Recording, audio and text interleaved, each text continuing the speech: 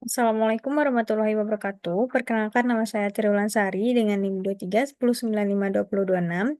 Saya dari kelas probabilitas C. Di sini saya akan menjelaskan hasil laporan proyek probabilitas yang berjudul Analisis Permainan Batu Gunting Kertas dengan Peluang Distribusi Diskrit.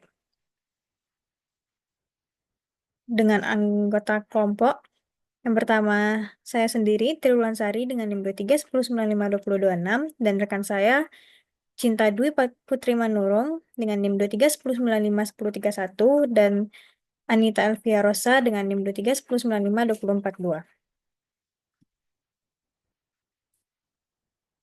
Latar belakang dari proyek ini yaitu probabilitas ini digunakan untuk menganalisis kejadian yang bersifat acak dan tidak pasti.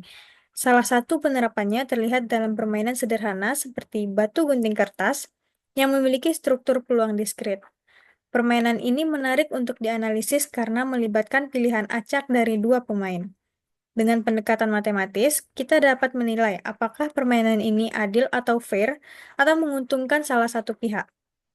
Proyek ini bertujuan untuk menghubungkan teori probabilitas dengan situasi nyata yang sederhana dan relevan. Rumusan masalahnya yang pertama, bagaimana distribusi probabilitas diskrit dari hasil permainan batu gunting kertas? Yang kedua, apakah permainan tersebut bersifat fair berdasarkan ekspektasi matematis? Yang ketiga, bagaimana cara mendesain ulang permainan agar lebih adil jika terdapat ketidakseimbangan? Tujuan dari proyek ini yang pertama, menentukan distribusi probabilitas diskrit dari hasil permainan batu gunting kertas. Kemudian yang kedua, menghitung nilai ekspektasi untuk menilai apakah permainan tersebut adil. Yang ketiga, untuk mendesain ulang permainan agar menjadi lebih fair jika ditemukan ketidakseimbangan. Dasar teorinya, distribusi probabilitas diskrit ini digunakan untuk variabel acak dengan hasil terbatas. Permainan batu gunting kertas termasuk dalam distribusi seragam diskrit karena peluang setiap hasil sama besar. Nilai harapan atau ekspektasi ini menunjukkan rata-rata hasil permainan. Jika ekspektasinya nol, maka permainan dianggap adil atau fair. Aturan permainan.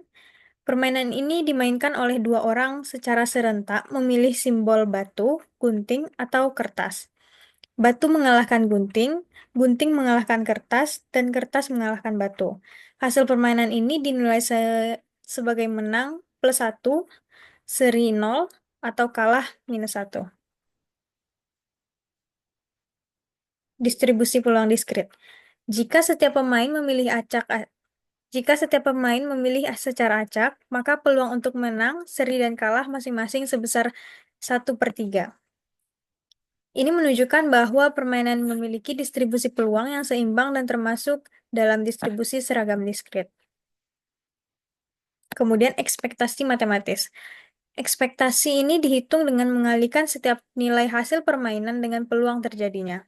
Nilai ekspektasi sebesar 0 menunjukkan bahwa permainan adil karena tidak ada pemain yang secara konsisten diuntungkan. Kemudian grafik. Di sini terlihat hasil grafik distribusi probabilitas batu gunting kertas, di mana grafik ini menunjukkan bahwa semua hasil permainan menang, seri, kalah memiliki peluang yang sama besar, yaitu sepertiga. Grafik ini menggambarkan bahwa permainan fair jika pilihan dilakukan secara acak. Desain ulang permainan. Dalam praktiknya, pemain sering memilih secara tidak acak sehingga permainannya menjadi tidak adil. Untuk mengatasinya, digunakan aplikasi acak, sistem pertandingan best of 3/5, atau aturan penalti jika pemain memilih pilihan yang sama berulang kali. Hasil percobaan nyata. Percobaan ini dilakukan sebanyak 5 kali antara dua pemain. Hasilnya menunjukkan nilai ekspektasi sebesar 0,6 yang berarti permainan tidak sepenuhnya fair karena salah satu pemain cenderung lebih sering menang. Seperti terlihat pada tabel ini.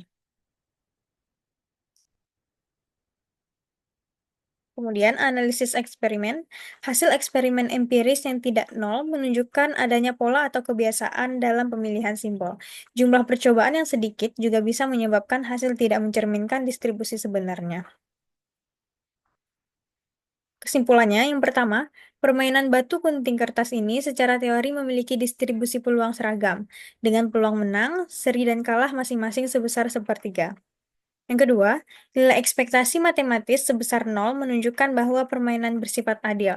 Namun, hasil ekspektasi empiris sebesar 0,6 menunjukkan adanya ketidakseimbangan akibat pola pemilihan pemain.